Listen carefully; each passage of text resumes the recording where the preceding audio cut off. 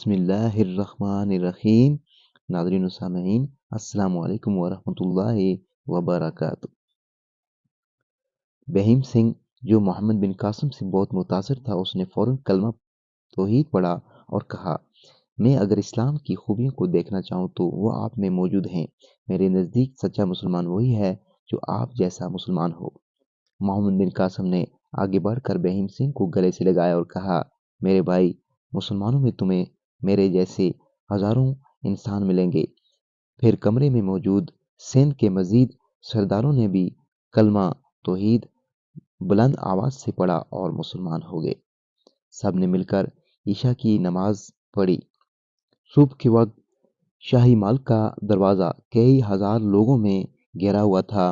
محمد بن قاسم جب دروازے سے باہر آیا تو لوگ ایک دم راستہ بنا کر دونوں طرف کھڑے ہو گئے۔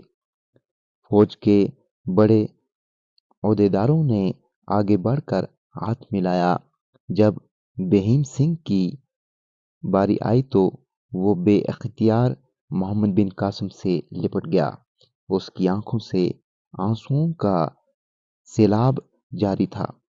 اس نے محمد بن قاسم سے کہا، میرے محسن، آپ نے میرا اسلامی نام تجویز نہیں کیا۔ محمد بن قاسم نے مسکرا کر اس کی طرف دیکھا اور کہا، اگر تم کو پسند آئے تو اپنا نام سیف الدین رکھ لینا۔ بہیم سنگھ نے اونچی آواز میں کہا، اے لوگو، سن لو، میرا نام آج سے سیف الدین ہے۔ تم گواہ رہنا کہ یہ نام مجھے محمد بن قاسم نے دیا ہے۔ محل کی سیڑھیوں پر ایک سپاہی سفید گھوڑا لیے کھڑا تھا۔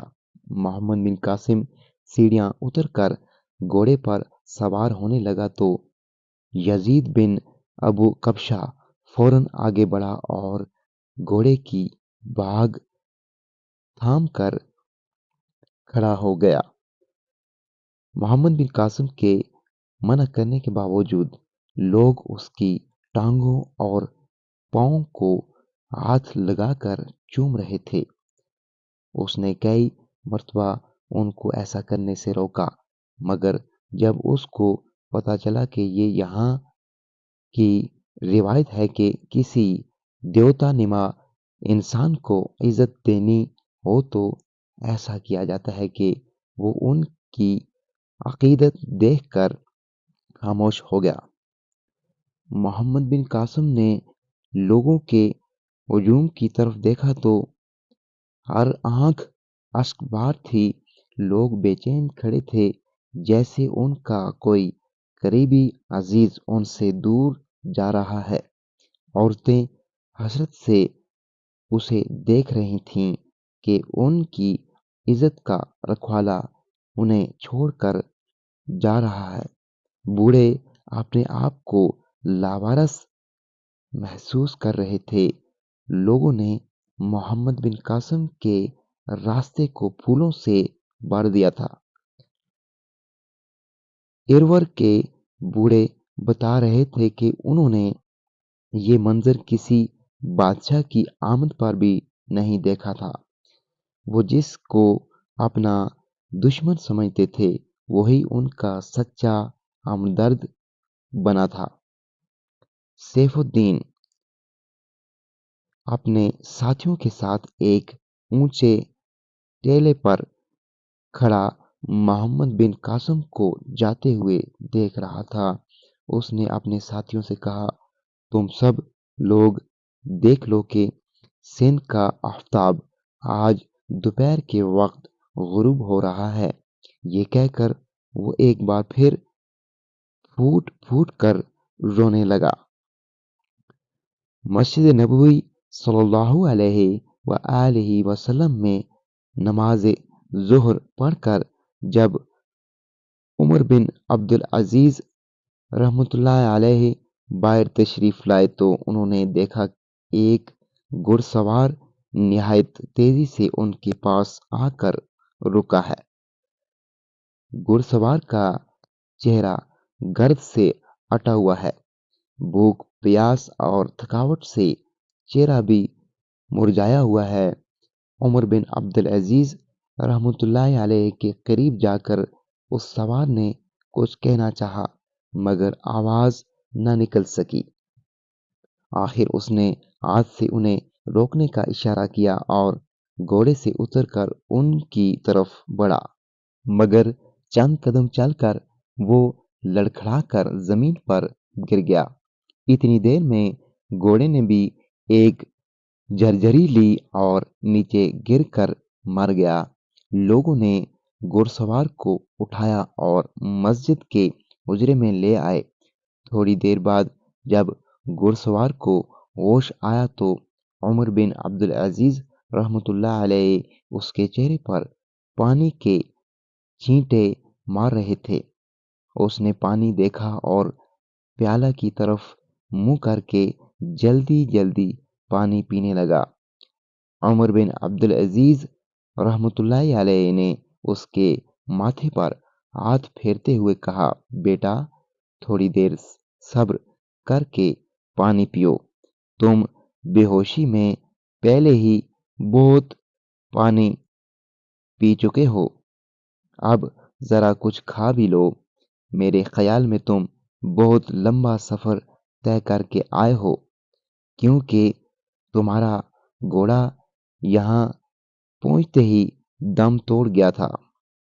پھر عمر بن عبدالعزیز رحمۃ اللہ علیہ نے خادم کو کھانا لانے کا حکم دیا، مگر نوجوان نے کہا، مجھے پانی پلا دیں، مجھے سخت پیاس محسوس ہو رہی ہے۔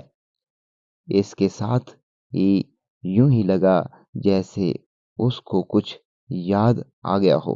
اس نے فوراً اپنی جیب میں ہاتھ ڈالا اور کہا، میں پہلے ہی بہت وقت ضائع کر چکا ہوں آپ کو یہ خط، مگر اس کے آگے وہ کچھ نہ بول سکا۔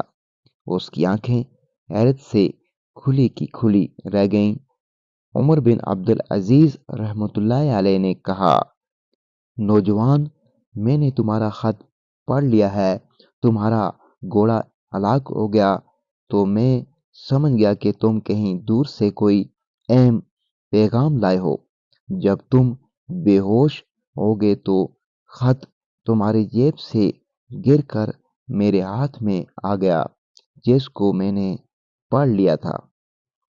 نوجوان نے کہا، محترم، پھر آپ محمد بن قاسم کے لیے کچھ کریں، ورنہ انہوں نے حوصلہ دیتے ہوئے کہا کہ حوصلہ رکھو، میں خود ابھی اور اسی وقت دمشق جا رہا ہوں، میرا گھوڑا بالکل تیار ہے۔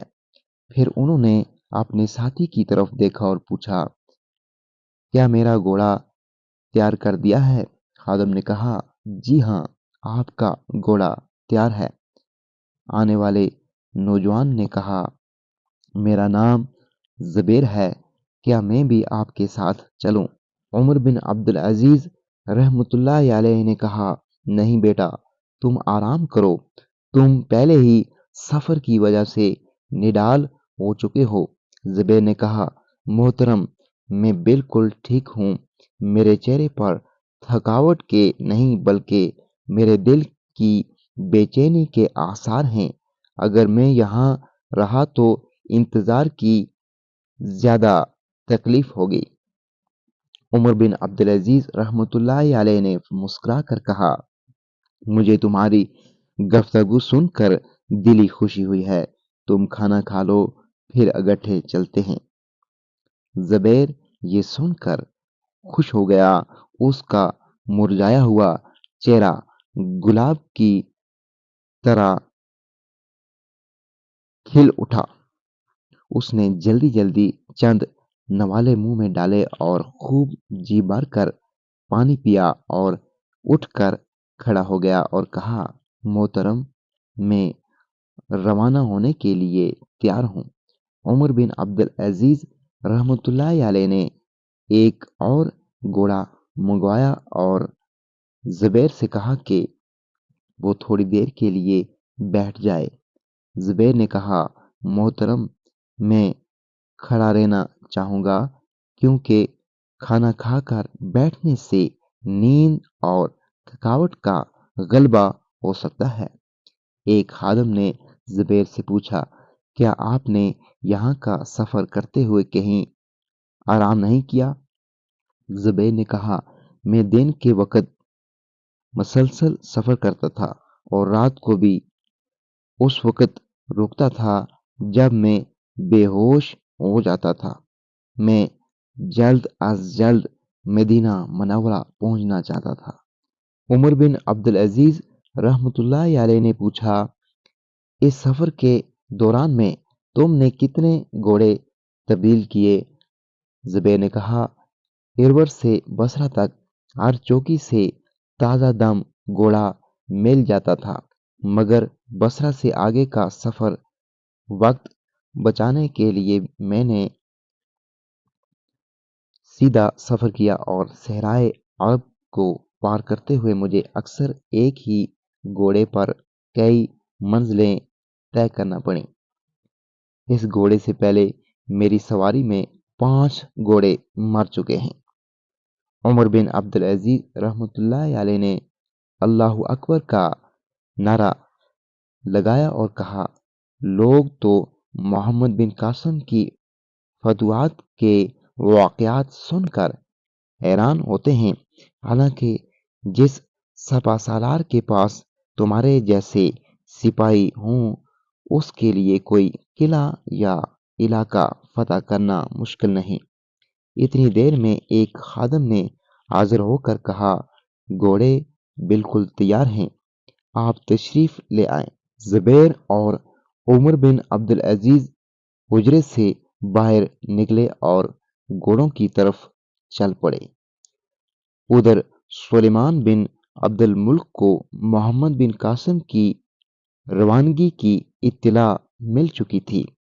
اس کو یہ بھی اطلاع ملی تھی کہ مکران اور ایران کے ہر شہر کے لوگ اس کا خوب استقبال کر رہے تھے اور یزید بن ابو کبشہ نے بغاوت کے خوف سے محمد بن قاسم کو بیڑیاں اور ہتھکڑیاں نہیں پہنائیں۔ سلیمان بن عبد الملک کے لیے یہ تمام خبریں نہایت تکلیف دہ تھیں۔ اس نے اپنے تمام تیروں میں سب سے زیادہ نوکیلا اور مضبوط تیر چنا اور صالح کو حوالے کر کے محمد بن قاسم کو ختم کرنے کا حکم دے کر بصرہ کی طرف بھیج دیا۔ صالح بھی محمد بن قاسم کا شدید دشمن تھا، وہ محمد بن قاسم کی فتوحات سے سخت ناراض تھا۔ بصرہ میں لوگوں کو جب محمد بن قاسم کی آمد کا علم ہوا تو وہ دیوانہ وار گلیوں میں نکل آئے۔ وہ آگے بڑھ کر محمد بن قاسم کی سواری کو چھو رہے تھے۔ صالح نے جب بصرہ میں یہ حالات دیکھے تو اس نے تیر باہر نکالنے کی حماقت نہ کی اور خاموش رہا۔ بصرہ کے لوگ ایسے مرد مجاہد کی ایک جھلک دیکھنے کے لیے بے چین تھے جس نے 17 سال کی عمر میں سندھ کی تاریخ بدل دی تھی۔ وہ اس لڑکی کو دیکھنے کے لیے بے قرار تھے جس نے خط لکھ کر عالم اسلام کو ظالم راجا کی حکمرانی ختم کرنے کا کہا تھا۔ سب لوگ محمد بن قاسم کے ساتھ آنے والوں کو دیکھنے کے لیے جوک در جوک گلیوں میں کھڑے ہو گئے تھے۔ عشاء کی نماز پڑھ کر مالک محمد بن قاسم کے خیمے کے باہر پریشانی کی حالت میں ٹہل رہا تھا۔ وہ ایک مضبوط ارادے کے ساتھ خیمے میں آ گیا تو دیکھا کہ محمد بن قاسم چٹائی پر بیٹھا کچھ لکھ رہا ہے۔ مالک نے کہا، آپ نے کسی کے نام کوئی خط لکھا ہے؟ اگر آپ حکم دیں تو میں یہ خط خفیہ طور پر متعلقہ بندے کو پہنچانے کا انتظام کر دیتا ہوں۔ محمد بن قاسم نے نظر اٹھا کر اس کی طرف دیکھا اور چہرے پر مسکراہٹ لاتے ہوئے بولا، نہیں، یہ خط نہیں ہے، بلکہ میں ایک نئی قسم کی جدید منجنیق کا نقشہ بنا رہا ہوں جس کے ذریعے بڑے سے بڑا پتھر بہت زیادہ دور بھی ٹھیک نشانے پر گرے گا۔ اس سے اسلامی لشکر کو ایک نئی قوت مل جائے گی۔ مالک نے حیران ہو کر کہا، اس موقع پر آپ کو اپنے متعلق سوچنا چاہیے جبکہ آپ اسلامی لشکر کی فکر کر رہے ہیں۔ محمد بن قاسم نے کہا، یاد رکھو میں ایک فرد ہوں اور منجنیق ایک قوم کی اہم ضرورت ہے۔ اگر مجھے قید کر لیا گیا تو تم یہ نقشہ خود امیر المومنین کی خدمت میں پہنچا دینا۔ مالک نے کہا، آپ کی قسمت کا فیصلہ ہو گیا ہے، آپ کو بصرہ نہیں بلکہ واسط لے جایا جائے گا۔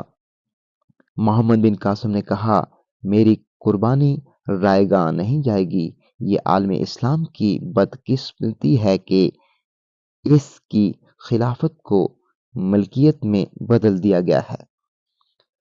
یہ کہہ کر محمد بن قاسم دوبارہ نقشہ بنانے میں مصروف ہو گیا اور مالک اس کو دیکھ کر سوچ رہا تھا کہ اگر اس کا بس چلے تو وہ اپنی جان دے کر ایسے عظیم سپہ سالار کی نایاب زندگی کو بچا لے۔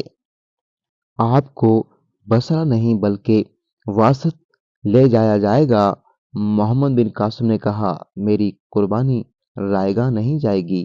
یہ عالم اسلام کی بدقسمتی ہے کہ اس کی خلافت کو ملکیت میں بدل دیا گیا ہے۔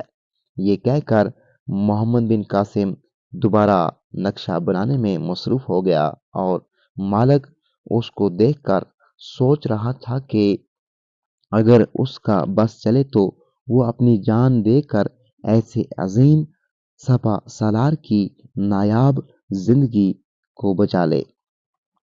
خلیفہ سلیمان بن عبد الملک مغرب کی نماز پڑھ کر جامع مسجد سے نکل کر قصر خلافت کی طرف جا رہا تھا کہ پیچھے سے آواز آئی، سلیمان رک جاؤ۔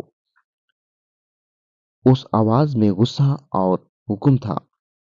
سلیمان نے فوراً مڑ کر پیچھے دیکھا اور کہا، کون؟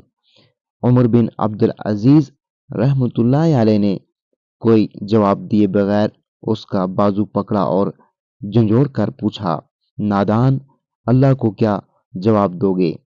سلیمان بن عبد الملک نہایت خود غرض اور بے حس شخص تھا، مگر وہ عمر بن عبد العزیز رحمۃ اللہ علیہ کی عظیم شخصیت کے سامنے کچھ نہیں تھا۔ وہ نہایت ادب سے بولا، آپ نے جو بات کرنی ہے تنہائی میں کر لیں۔ عمر بن عبد العزیز رحمۃ اللہ علیہ نے اس کو کہا، میں تو مسجد میں تمام لوگوں کے سامنے تمہارا دامن پکڑنے آیا تھا، مگر جیسا تم کہتے ہو مجھے قبول ہے۔ جلدی اپنے کمرے میں چلو، میں نے بہت ضروری بات کرنی ہے۔ پھر وہ تینوں مال کے ایک بڑے کمرے میں چلے گئے۔ سلیمان نے زبیر کی طرف دیکھتے ہوئے کہا، میں نے تم کو پہلے بھی کہیں دیکھا ہے۔ اس سے پہلے کہ زبیر کوئی جواب دیتا، عمر بن عبد العزیز رحمۃ اللہ علیہ نے فوراً کہا، یہ ایسی فضول باتوں کا وقت نہیں، میں محمد بن قاسم کے متعلق تم سے بات کرنے آیا ہوں۔ سلیمان نے جب یہ سنا تو غصے سے سرخ ہو گیا اور کہا، اچھا، تو محمد بن قاسم کی سازش مدینہ میں بھی پہنچ چکی ہے اور یہ اس کا قریبی دوست ہے۔ زبیر اس بات پر خاموش نہ رہ سکا اور بولا، میں آپ کو یقین دلاتا ہوں کہ محمد بن قاسم نے کوئی سازش نہیں کی اور میں اس وقت یزید بن ابو کبشہ کا نمائندہ بن کر آیا ہوں۔ اس بات کا جواب سلیمان دیتا، مگر عمر بن عبد العزیز رحمۃ اللہ علیہ نے یزید بن ابو کبشہ کا خط اس کے ہاتھ میں تھماتے ہوئے کہا، کچھ بولنے سے پہلے یہ خط پڑھ لو۔ یزید تمہارے خاص دوستوں میں سے ہے۔ اگر محمد بن قاسم کی معصومیت اور بے قصوری اس کو خط لکھنے پر مجبور کر سکتی ہے تو میں تم کو مسلمانوں کی گردن پر وار نہیں کرنے دوں گا۔ تم کو یہ خوشی ہے کہ قدرت نے تم کو موقع دیا ہے کہ تم اپنے دشمن سے بدلہ لے سکو، مگر تم اس نوجوان سپہ سالار کی عظمت کا اندازہ نہیں کر سکتے، جس کی ایک جان تمہارے کئی ساتھیوں سے زیادہ اہم ہے۔ اس کی تلوار تمہاری تلوار سے کئی گنا تیز اور اس کے تیر تمہارے تیروں سے زیادہ نوکیلے ہونے کے باوجود وہ امیر کی اطاعت میں مجرم بن کر تمہارے پاس آ رہا ہے۔ اگر وہ چاہتا تو اس کی ایک آواز پر سارا سندھ اس کا ساتھ دے سکتا تھا، مگر اس نے تم جیسے انسان کو خلیفہ مانتے ہوئے تمہارا حکم مانا ہے۔ وہ چاہتا ہے کہ سندھ کا ہر گھر اس کے لیے قلعہ بن سکتا تھا، مگر اس نے تمہارے احترام میں ایسا کوئی غلط فیصلہ نہیں کیا جس سے تمہاری عظمت اور احترام میں فرق آ سکتا تھا۔ کیا تم اس لیے اس سے انتقام لینا چاہتے ہو کہ وہ حجاج بن یوسف کا داماد ہے اور اس نے دمشق میں جاری فنون عرب کے مقابلے میں تم کو ذلت آمیز شکست دی تھی؟ کاش جس طرح اس نے بحیثیت ایک سپاہی تمہارا حکم مانا ہے، تم بھی ایک امیر کی سوچ رکھتے ہوئے اپنا فرض سمجھو۔ اس کا لشکر ہندوستان کے آخری کونے تک اسلام کا پرچم لہرانے کا عزم کر چکا تھا۔ اگر تم اس کو واپس آنے کا حکم نہ دیتے تو آج ہندوستان کے آخری کونے پر اسلام کا جھنڈا لہرا چکا ہوتا۔ یہ کہہ کر عمر بن عبدالعزیز رحمۃ اللہ علیہ تھوڑی دیر کے لیے خاموش ہوئے اور پھر بولے، مجھے اطلاع ملی ہے کہ تم نے سالے کو اس کی طرف بھیجا ہے اور نہایت سخت سزا بھی تجویز کر لی ہے، مگر یاد رکھو تم کسی قیمت پر اس عظیم سپہ سالار کی عظمت اس سے چھین نہیں سکتے۔ لوگ جلاد کی تلوار تو بھول سکتے ہیں مگر شہیدوں کا خون کبھی نہیں بھولتے۔ سلیمان، میں تم کو مزید سمجھاتا مگر اب وقت بہت کم ہے۔ محمد بن قاسم کی طرف بھیجا گیا تیر روک لو ورنہ آنے والے تاریخ دان تم کو اسلام کے سب سے بڑے دشمن اور محمد بن قاسم کو سب سے بڑے مجاہد کے نام سے یاد کریں گے۔ عمر بن عبدالعزیز رحمۃ اللہ علیہ کی باتیں سن کر سلیمان کا غصہ ندامت اور شرمندگی میں بدل چکا تھا۔ اس نے ایک غلام کو بلایا اور محمد بن قاسم کی معافی کا خط لکھ کر دے دیا۔ عمر بن عبدالعزیز رحمۃ اللہ علیہ نے خط کو پڑھا اور زبیر کو پکڑاتے ہوئے کہا، نوجوان، میں یہ خط پہنچانے کا صحیح حقدار تم کو سمجھتا ہوں۔ تم تھکے تو ہوئے ہو مگر اس خط کو جلد از جلد پہنچانے کے جذبے سے تم کو تھکاوٹ نہیں ہوگی۔ یہ خط لے کر فوراً روانہ ہو جاؤ۔ سلیمان نے راستے میں آنے والی تمام چوکیوں کے نام حکم نامے لکھ کر دیے اور زبیر اپنے گھوڑے کو فوراً دوڑاتے ہوئے روانہ ہو گیا۔ کئی میل کا سفر کر کے چوکیوں سے گھوڑے تبدیل کرتے ہوئے زبیر نے آخری چوکی سے گھوڑا تبدیل کیا۔ وہ چند میل مزید آگے بڑھا تو دیکھا کہ شہر کے مغربی دروازے سے لوگوں کا ہجوم ایک جنازے کو کاندھا دیتے ہوئے آ رہا ہے۔ زبیر نے گھوڑا روک لیا اور نیچے اترا، پھر چند نوجوانوں سے پوچھا، سالے کہاں ہوگا؟ نوجوانوں نے حقارت سے دیکھتے ہوئے پوچھا، تم کون ہو؟ اس ظالم سے تمہارا کیا تعلق ہے؟ زبیر نے پرنم آنکھوں والے نوجوانوں سے کہا، میں دمشق سے امیر المومنین کا ایک بہت اہم پیغام لایا ہوں۔ ایک شخص نے غصے سے پوچھا، خلیفہ نے اب کس کے قتل کا حکم بھیجا ہے؟ زبیر نے پتھرائی ہوئی آنکھوں سے پوچھا، یہ جنازہ کس کا ہے؟ نوجوانوں نے روتے ہوئے پوچھا، کیا تم نے فاتح سندھ کا نام سنا ہے؟ یہ سن کر زبیر غش کھا کر زمین پر گر گیا۔ لوگ اس کو ہوش دلانے کے لیے آگے بڑھے۔ کچھ لوگ جنازے کی طرف بڑھے اور کہا، چلو جلدی کرو، عماد الدین محمد بن قاسم کا آخری دیدار کر لیں، اس مرد مجاہد کے جنازے کو کاندھا دینے کی شہادت حاصل کر لیں۔ نماز جنازہ کے بعد لوگ محمد بن قاسم کی لاہت پر مٹی ڈال رہے تھے تو شہر میں 50-60 نوجوانوں کے ایک گروہ نے سالے کے گھر کا دروازہ توڑا اور اندر جا کر دین اسلام کے دشمن کو تلوار کے کئی وار کر کے ہلاک کر دیا۔ اسلام کا کم عمر سپہ سالار فاتح سندھ محمد بن قاسم خلیفہ کی طرف سے معافی کا حکم ملنے سے پہلے سالے کے ظلم و جور کا نشانہ بن چکا تھا۔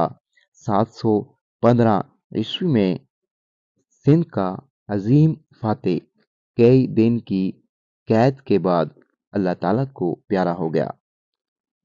نوعمر سپہ سالار نے دین کی سربلندی اور حقوق و مساوات کا عملی نمونہ پیش کیا۔ اس کو ظالمانہ انداز میں ہلاک کر دیا گیا۔ محمد بن قاسم کے حسن سلوک سے کئی غیر مسلم دین اسلام میں داخل ہوئے تھے۔ یہ اس بات کا ثبوت ہے کہ دین اسلام میں تمام مذاہب کو ماننے والے افراد کو یکساں حقوق حاصل ہیں۔